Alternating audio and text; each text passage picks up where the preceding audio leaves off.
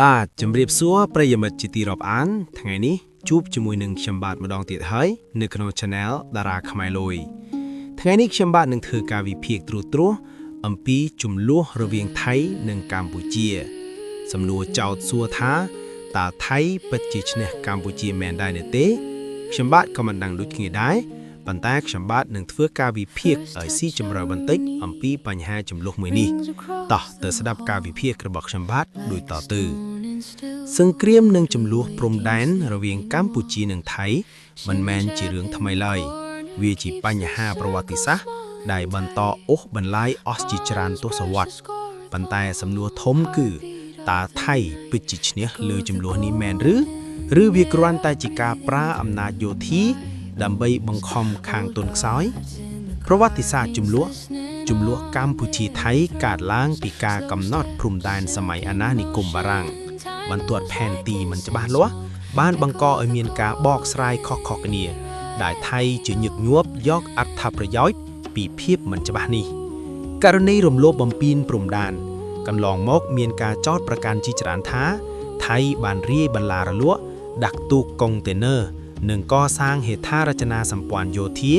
នៅតំបន់ចំនួនដែលសកម្មភាពទាំងនេះត្រូវបានចាត់ទុកថារំលោភច្បាប់អន្តរជាតិនិងអធិបតេយ្យកម្ពុជាច្បាប់អន្តរជាតិជាអាវុធសំខាន់នៅក្នុងសង្គ្រាមសម័យថ្មីកម្លាំងយោធាមិនមែនជាអ្វីតែមួយទេដែលកំណត់ជ័យជំនះ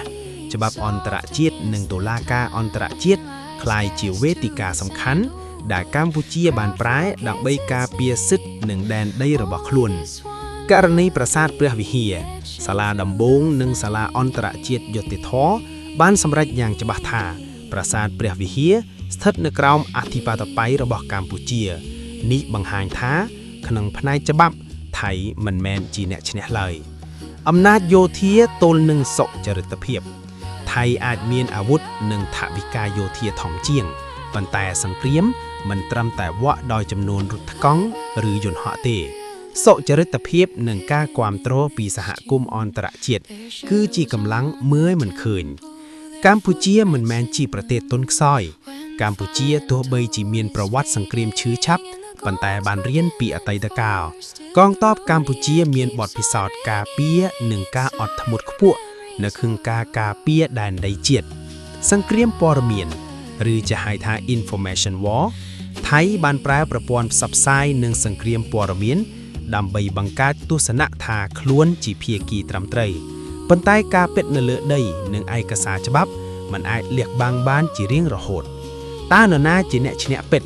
បើវាស់ដោយដីកាន់កប់ជាបណ្ដោះអាសន្នថៃអាចទទួលបានអត្ថប្រយោជន៍ខ្លះប៉ុន្តែបើវាស់ដោយច្បាប់ប្រវត្តិសាស្ត្រនិងភាពត្រឹមត្រូវកម្ពុជាមិនមែនជាអ្នកចាញ់ឡើយផលប៉ះពាល់លើប្រជាជន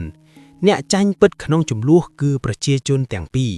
ការបាញ់ប្រហារនិងការគំរាមកំហែងបំផ្លាញជីវិតសេដ្ឋកិច្ចនិងសន្តិភាពតំបន់មេរៀនពីចំនួនមេរៀនសំខាន់គឺកម្លាំងយោធាមិនអាចជំនួសយុត្តិធម៌បានទេប្រទេសណាដែលរំលោភច្បាប់អន្តរជាតិនៅថ្ងៃណាមួយត្រូវប្រឈមមុខនឹងការវិនិច្ឆ័យពីពិភពលោកសន្និដ្ឋានដូច្នេះតើថៃឈ្នះសង្គ្រាមនេះមែនឬចម្លើយគឺមិនពេញលេញ